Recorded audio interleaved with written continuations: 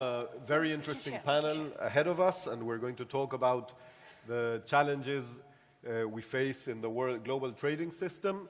And I want to go straight to it. I'll start with a question for Cecilia Malmström. Do you think we have a risk of reversion in the global trading system after many years in which it's been one of the most successful international organizations and systems in which trade has grown, poverty has been reduced, and now we have noises around the world? Are you worried that we might be starting a reversal? Well, obviously, and thank you, first of all, good morning, buenos dias. Thank you for inviting me to this event and to this distinguished panel. Yes, obviously, there are threats to the global trading system. We see an increase of protectionism, and that is why we are here in Buenos Aires. We know that it is difficult to agree, but as you said, the WTO and before GATT has been extremely successful. It is the organization for global trade. We have managed to set rules. We have managed to make sure that development and trade goes hand in hand. We have engaged 164 countries in the global trading system and others wanting to join. So it's still a popular organization. But it is true, it is now becoming the WTO 20 years. It's a little bit of a teenage crisis, I think. How do we grow up? And this is something that we are discussing constantly, both formally but of course all around when we are meeting. I see still a very strong support for the multilateral system, because what is the alternative? It's the total Wild West, where only the big ones will win, where all the small and medium-sized companies that we really need to drag into the global trading system will lose, obviously. Our citizens will lose, because there will be a ruleless system, and that is less predictable and transparent. So we really need to move on in the WTO and maybe find ways of dialogue that are a little bit outside the usual. And this is what we are discussing. But we are here today and tomorrow and until the very end under the very generous Argentinian presidency and hospitality to try to find solutions and to try to see that it works. And even if we don't achieve a grand decision and a way forward, at least some small steps are important to confirm that we are here, because otherwise, of course, there will be some countries choosing to take another step. And also the fact that ministers are actually here from 164 countries almost. It shows the importance of meeting, of talking, of being here, because there's so much in the corridors that is happening at the same time, and that has a value in itself. So I am a passionate believer of the multilateral system, but it's true, all the members need to show the leadership, to take courageous decisions, and to show that we are ready to do the necessary compromises to keep this organization not only alive by artificial breathing, but also moving forward. Excellent, excellent. Thank you. So, Vice Minister Wang Shawan, what perspectives and opportunities do you see looking forward for global trade? I think there will be a very many opportunities and a good prospect for global trade. First of all, today's global trade is characterized by global value chain.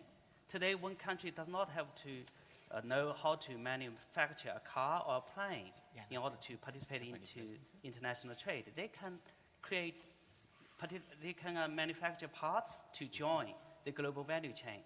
And today, 50% of the global trade is accounted for by intermediate goods. So there's not opportunity in this area. Secondly, with regard to services, today's global output is half of the total global output is services, but global trade in services only accounts for a quarter. So there's a lot of potential. A moment ago, we heard Jack Ma saying that IT, the fourth industrial revolution, is going to revolutionize trade. So today, many services are not tradable. In the future, they will be tradable. So trading services has a huge potential. Let's also look at e-commerce. UNCTAD has a report saying that this year, the e-commerce market is $25 trillion. And FedEx has issued a report saying every day FedEx handles 18 million parcels, looking after 2 million shippers and 8 million buyers. A lot of them are small and medium-sized enterprises. So there are huge opportunities, enormous potential. The problem is, how can we translate those potential into reality, into real business opportunities? And what we are doing here in Buenos Aires is very important. We are negotiating in the WTO context. We are trying to negotiate to open markets for trading goods, for services. We are also supposed to talk about investment facilitation, e-commerce, MSME. So with our success in negotiations in these areas, we will be able to turn those potentials into real business opportunities for all the businesses here and elsewhere, and for the benefit of the people all over the world. Thank you, Miguel. So, Mr. Vice Minister, what do you see the future of the WTO? Yeah. Me? No, sorry. Yes. Me? Yes. Yeah, WTO must. Sorry, there's two vice ministers. Yes, WTO must respond and keep up with the ever-changing demand of the world society. In particular, at OMC 11, I would like the WTO to demonstrate its commitment to respond to today's digital economy. In addition, we should counter market distorting measures by updating the WTO rules. We can refer to rules created in various FTAs. Japan also put effort in plurilateral negotiations in the WTO. As a result of the ITA expansion in 2015, the value of the global trade for the IT products, which eliminated tariffs, had reached approximately $1.3 trillion. This was the first remarkable outcome of the large-scale tariff negotiations participated by major countries in the 21st century. Another area that we put importance is the EGA, the Environmental Goods Agreement, which aims to address a global environmental issue by promoting trade through eliminating tariffs on environmental goods. I call for an early resumption of the EGA negotiation. The WTO should deliver tangible outcomes to address challenges of our society and gain its credibility from global businesses. Thank you, Vice Minister Yanase. And I have to congratulate you and Cecilia also on the recent trade deal between Japan and the European Union. It's the largest deal that the European Union has done with another country. Of course, this will soon be topped by the deal with Mercosur, right, Jorge? Right, Cecilia. So thank you very much. Madam Secretary Adarim, I would like to hear your perspectives on how do you see the WTO conference during the next couple of days moving forward? First of all, thank you very much for the invitation, and I'm sorry to be late because that was, out of my, that was for some purpose that was out of my intention. So thank you very much. For the WTO, I think that being here in Buenos Aires is a very good thing because this multilateral system is the thing that could gather all what we have called yesterday the 164 babies. So I think that this is a system that could gather all of us. But in particular in developed countries, in Morocco as well, it's a thing that could be helpful for countries to develop themselves because this multilateral system is a kind of gathering all these systems and gathering all these opportunities of trade and other opportunities that could be helpful for our countries to get developed. So I think that for the multilateral system, it's very important. And it's very important into Morocco. It's kind of continuing to find solution for development for LDCs countries. So I think that it's a way in Buenos Aires to help each other in terms of bringing solution for countries in many sectors. Yesterday we have talked about the DDA, but we have talked also about the new subject that was mentioned by the Vice President Minister of China. So I think that those I mean, those subjects or new subjects, e-commerce, facilitation of investment, SMEs, and other should be in the deep. I mean, talking of the discussion of the Buenos Aires, because those kind of subjects should allow other countries to get developed. Because within this we can have e-commerce, as we have talked earlier, that e-commerce is a kind of way to bring the country out of the or to get developed, because as you can see that there are trillion dollars in investment on this sector, and the other LDCs or less developed countries are more or less, I mean, they're out of the subject, they're not in there. So to get on this, they have to discuss these issues. We have to discuss these issues, otherwise we will be out of everything, of the growth economy of our countries. So in Morocco, we think that this is where it should be taken, discussed, and we have to find solution altogether into the multilateral system, which is the WTO, which is a kind of bringing all ideas all together instead to bring solution all together. Thank you very much, Thank Raghia. you. So, Jorge, tell us, in view of all the changes that the economy and the politics in the world has suffered since the finalization of the Uruguay round, what do you think the WTO should do moving forward? What new challenges does it face? Well, I think that this conference here in Buenos Aires is a very good opportunity to rethink deeply about the role of multilateralism, to think deeply about the role of the World Trade Organization, and how do we face our future. I think that we have had already certain speeches during the morning previous to us that gives an idea of where we have to move. First of all, I think that this meeting we are doing here is extremely relevant. This idea that we have to include into the World Trade Organization in a more active participation the private sector. The business community should be an interlocutor. I think Jack Ma was saying it in a very clear way when he said, can you imagine 164 ministers only under the roof trying to get an idea of where to go?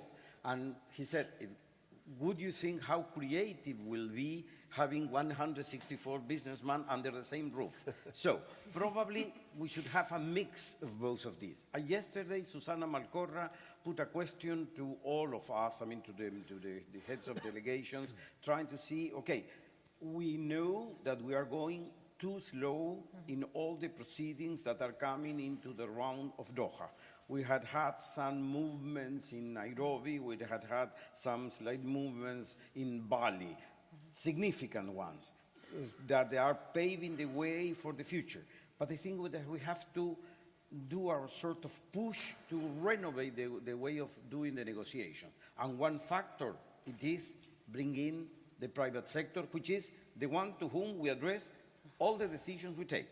On the other side, we have to be creative or open to the changes the organization in itself needs to do.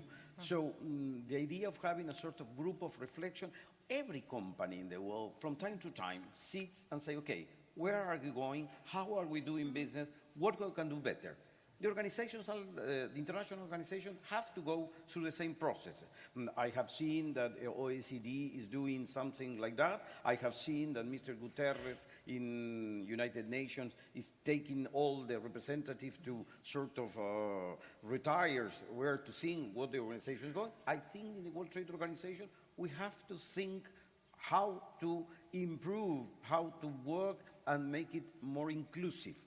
We are afraid, as many of the speakers mentioned, about the changes that are having.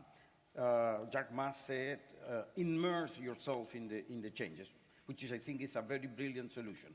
Also, the problems that the World Trade Organization is facing, we have to immerse there and try to see what we can do, and at the same time, devise solutions that will enable to the 164 countries their own timetables to adhere to the decisions taken. So there is a lot to be done here in Buenos Aires. Excellent. Thank you, Jorge. So, Cecilia, back to you. Of course, there are many people who are skeptical about globalization, about the global trading system. what could we do to convince them, to bring them in, to show the benefits that, that a positive trading environment has, that a clear rules-based system has for most people in the world? That is indeed a big challenge. We have seen it in Europe, clearly, the rise of movements skeptical to globalization, to trade, people who feel that the globalization is going so fast, so they are left behind.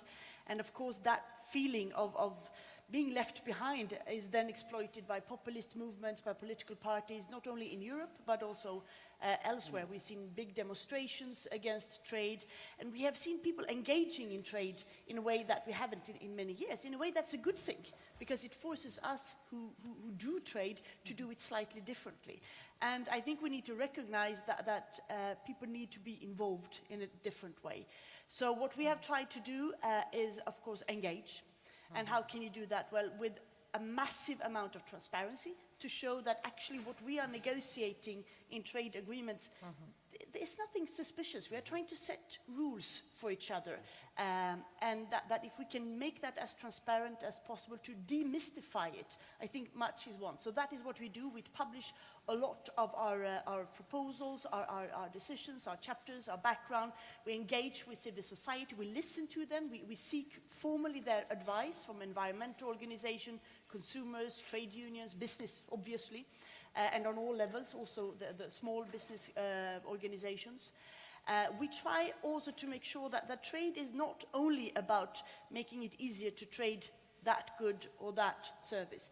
It's also about promoting values and to make sure that the values that we cherish, respect for international global conventions,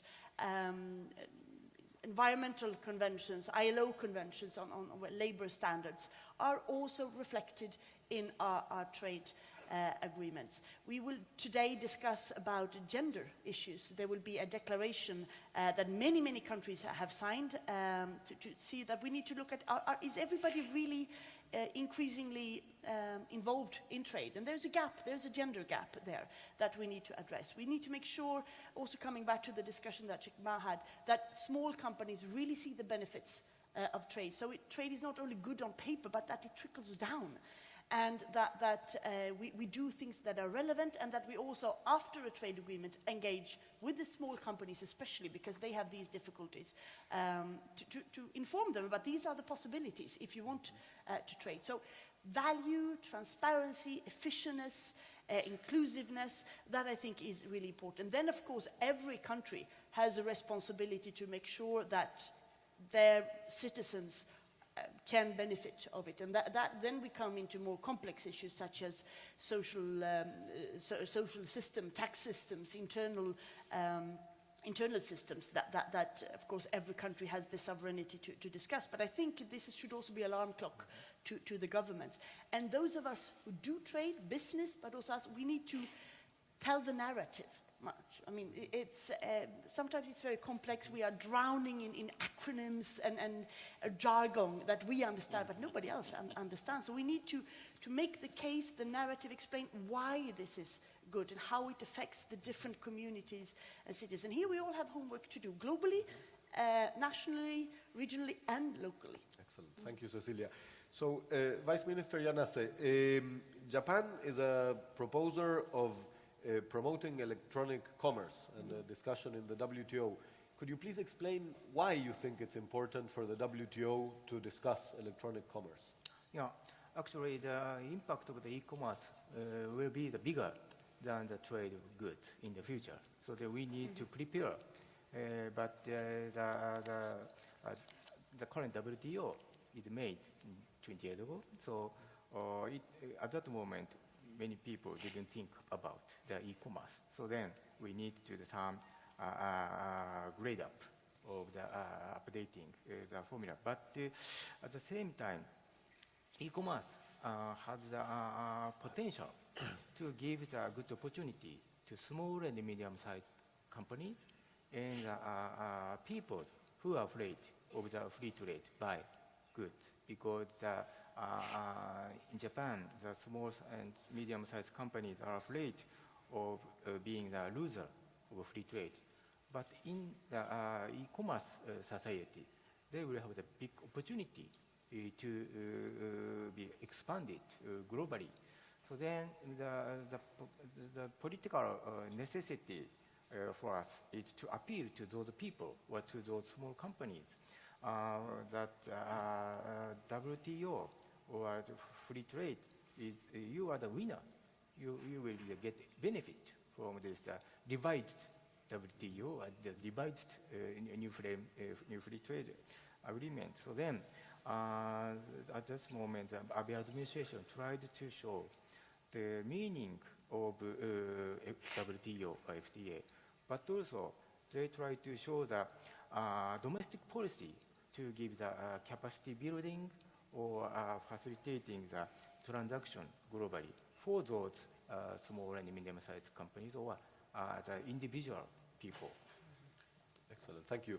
So to bring some balance with the new and the old topics, let me come back to Jorge and tell us, how do you evaluate the advances in agriculture with respect to the other areas of commerce, not globally and in the WTO?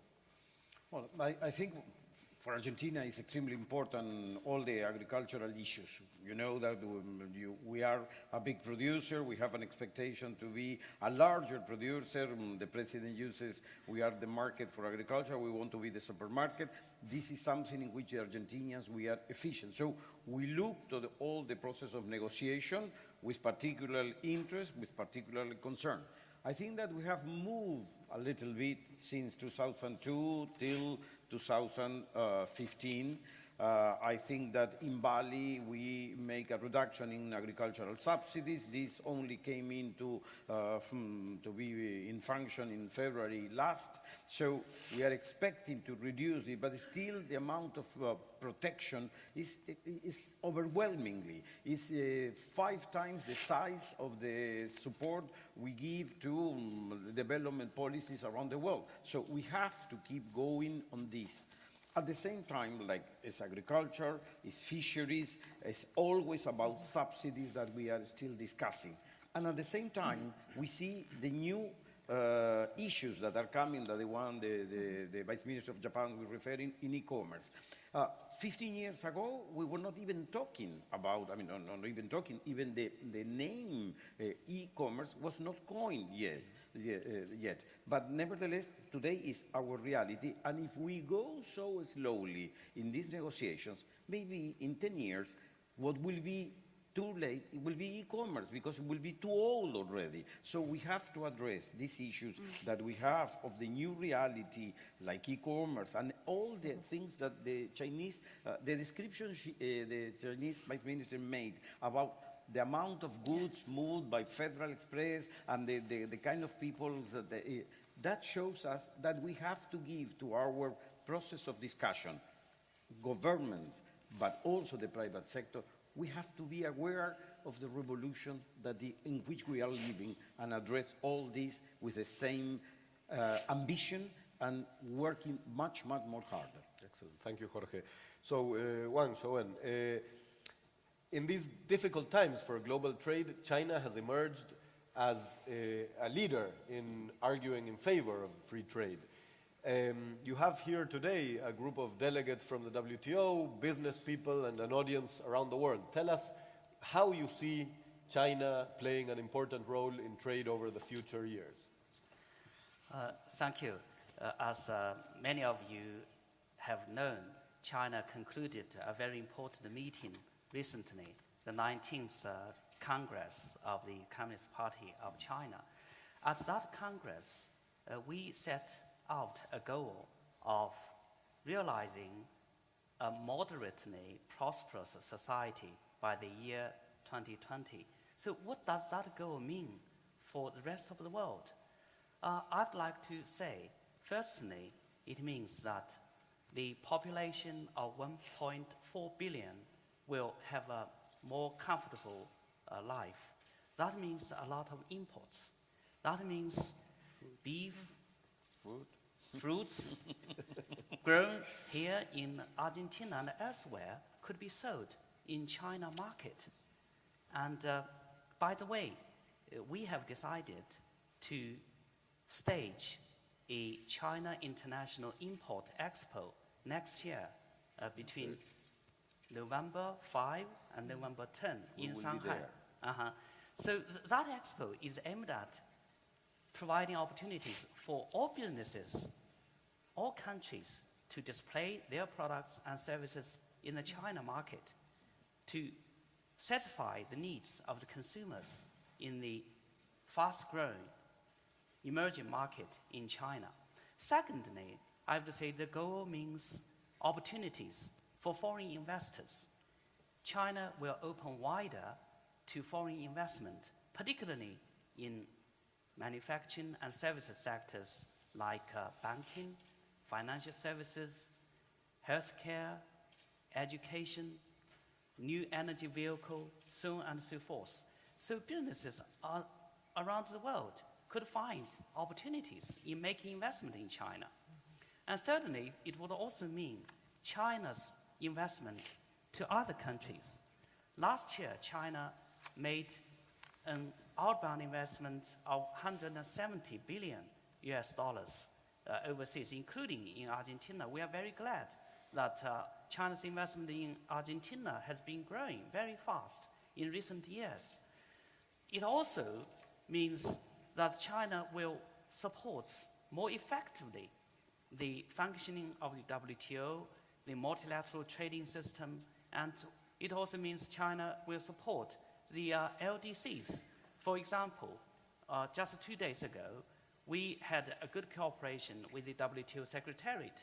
We have renewed the cooperation for providing opportunities for LDCs to join the WTO, to be able to adapt to the process of their internal reform to meet the requirement of the WTO accession protocols.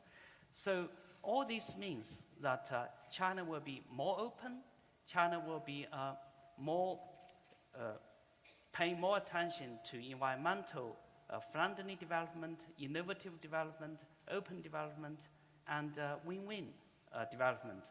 So in the context of this WTO meeting, indeed, as Jack Ma mentioned earlier on, it is difficult for 164 ministers to agree on a subject, but it is our job, and we hope we will use this opportunity once every 2 years in Buenos Aires to work very hard to come grips to those problems and make real progress in the areas of concern to our people, to our businesses, and we are working very hard on that. Thank you. Thank you very much.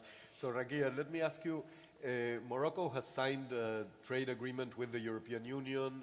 You have become an important hub for trade on the Atlantic. So what challenges would you see for other countries that are signing trade agreements with large economic blocs? And what suggestions would you have for them? And of course, this is not talking about us. Yeah. But we would like advice. Yeah. So first of all, I would like to just mention something, that in Morocco, what we have is not that only the free trade agreement with the European Union, but also we have like more than 54 countries that we have signed agreements with. So this is allow us as Moroccan to have like 1.2 billion consumers. So this is a kind of bringing opportunities for investors, even in Morocco, that they could allow them to invest in other spaces in Africa, in Europe, in the United States that we have FTA with. So, and other countries, Arab countries and the African countries as well. So those opportunities for the investor, but also for Morocco, bring us an opportunity to get into markets. And for the EU, we have a very good example with that, but still that we're trying to work hard in other issues like the fisheries and other subjects which are very sensitive to Morocco, and as well for the agriculture. So those opportunities, I think that advice that I could bring, as China had mentioned, that there are strategy for the investment in China as well, because we have also some deals with China. It's not the FTA yet, but we'll try to have kind of a preferential agreement with the China, or kind of that could allow us to bring investor into China, but also to see the opportunities they're having in China and other overseas. So those kind of agreements allow us to see or to export to other places, but also to bring investor into Morocco for the industrial parks or zones, to bring their investment in there, to create more jobs in Morocco, to bring the know-how of the technology, to also to export the know-how to other countries, for example in Africa, because now Morocco is having a very within the adhesion soon with the African Union, so we're having the opportunity to bring this investment into Morocco, but also in other places in African countries, which is more than 1 billion consumers in all of our Africans. But let me just say something, that we have talking about the multilateral system and so on. Within this agreement and so on, we have to take into consideration all the time. We've talked about the e-commerce, we've talked about other subjects, but still that the way of doing it, we have to bring the capacity building for people. We have to bring the infrastructure, because if we're talking about China, Japan, or European Union, yes, they have this ability and capability. But for the African countries, we still have to get more and more intention into that. We need to, yes, I think that the new subject, which is the e-commerce, should be on the table. We should discuss it, because otherwise we'll be out of the subject. We'll be out of this country. We're talking about the economic growth, and this could not be happening without e-commerce. Could not be happening without new subjects that are coming very soon. But still, that we need to get capacity building in such.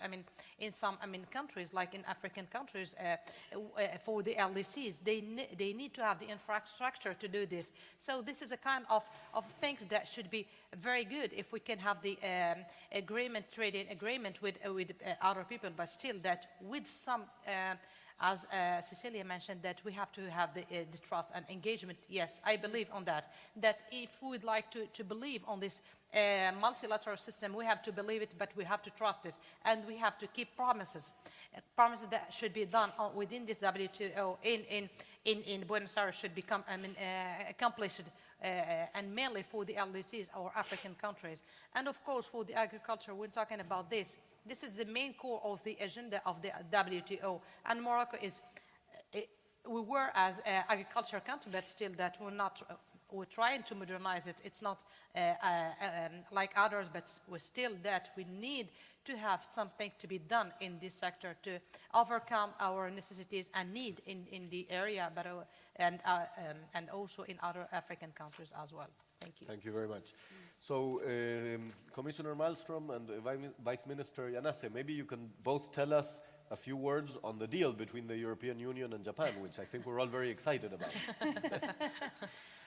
Well, we are very grateful to our Japanese friends and partners. This is an agreement that is quite comprehensive. It increases our respective market access all across in goods, services, public procurement. What I think is to the benefit of both. Our industries are happy, and we hear that the Japanese are as well. It also includes cooperation on the regulatory area, which is becoming increasingly important in trade agreements today. And we also have a very progressive chapter on, of course, on rules and so on, but on sustainable development, which is what I was talking about. This is the thing we need to have in our trade agreements. I am very proud that we have jointly reconfirmed our commitment to the Paris Agreement, the climate agreement. There is a reference to that in our trade agreement, also meaning that this is something we need to take into consideration when we trade. So it's a modern, progressive trade agreement that we have done quite quickly and as inclusively as possible. We are very happy about it, and we hope that it can Of course, the necessary arrangements need to be done, the legal scrubbing and the translation, but that our member states and the European Parliament can adopt it as soon as possible next year. But Minister, probably you want to, Vice Minister. Yes. From the viewpoint of the Prime Minister Abe, the content of Japan-EU EPA is important, commercial benefit is important, but more than that, he placed his strategic value on it. Because the timing was critical. At that moment, Brexit was succeeded, and Trump administration decided to leave TPP, and populism or protectionism going forward all over the world.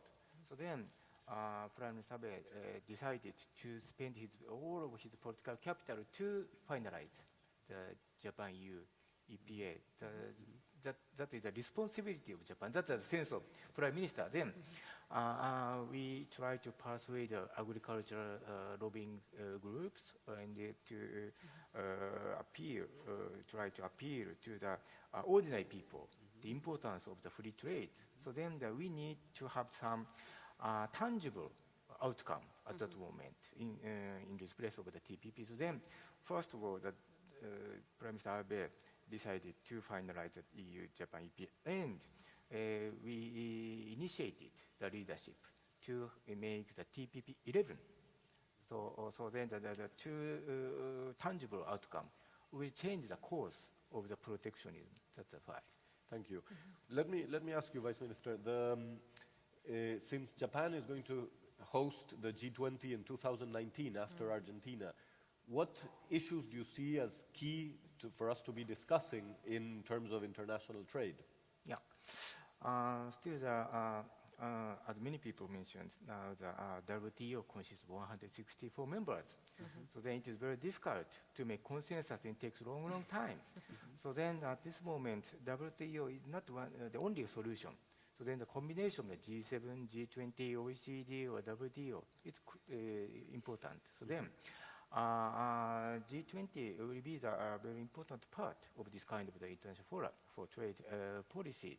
So in this context, to catch up the change of the economic reality is the topic for all of the forum. So from this perspective, the e-commerce and how to address market distorting policies, these issues are important. And also, we need to address the concern of the developing countries or the ordinary people who are concerned about free trade. So we need to pay much attention to capacity building or something like that. Thank you. Well, Jorge, let me ask you a more personal question. You're the foreign minister of Argentina, organizing the WTO conference, next year the G20. You have a lot on your plate. How are you handling this, and what do you suggest to your colleagues?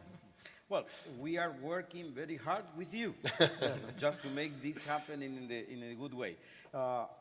We are very pleased in Argentina to have all these opportunities, the one we have now with the World Trade Organization meeting. So far, in terms of how is it going, it's okay. We are pleased in that sense. We hope that the results inside the World Trade discussion will be the most significant possible. This idea of having some steps, and as the chairwoman of the conference said, there will be life, of course, after Buenos Aires, and so we will continue working. But I'm glad about the remarks made by my Japanese colleague as the successor of what we are going to do around the 2018.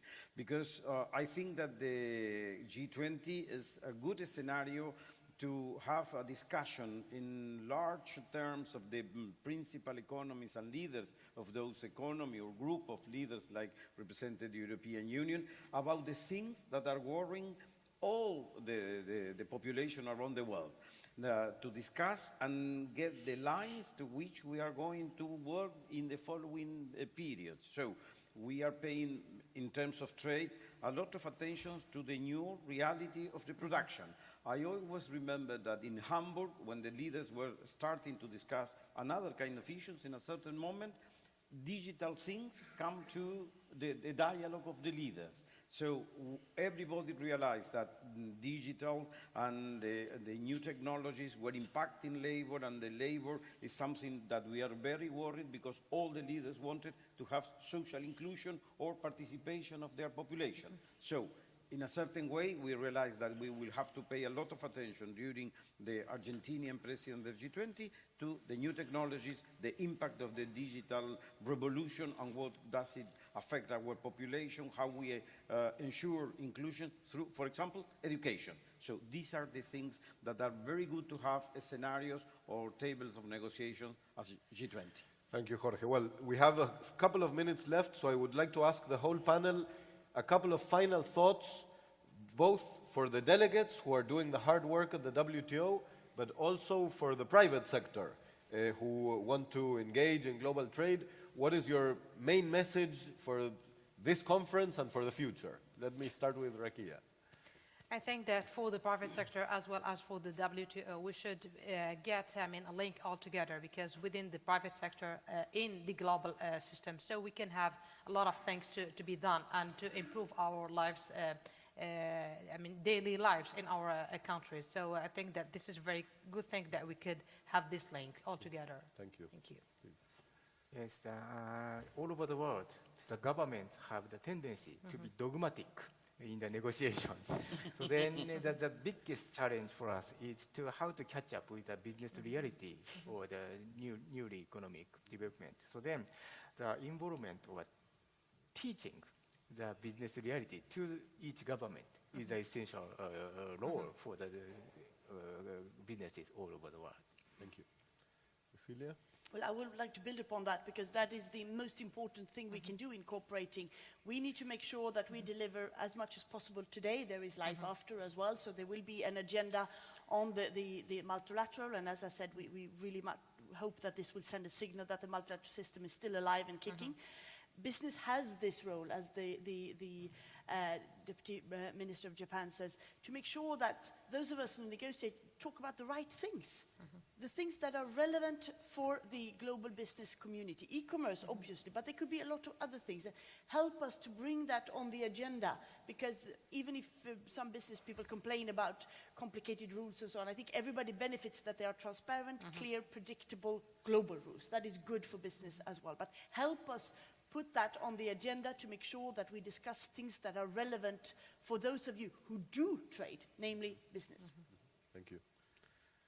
For business delegates, I think business community is always the driving force for WTO negotiation and negotiations in other contexts. I agree that you business people could help us by coming up with more concrete proposals, like e-commerce, like investment facilitation. If we look at the developing countries, many countries want foreign direct investment.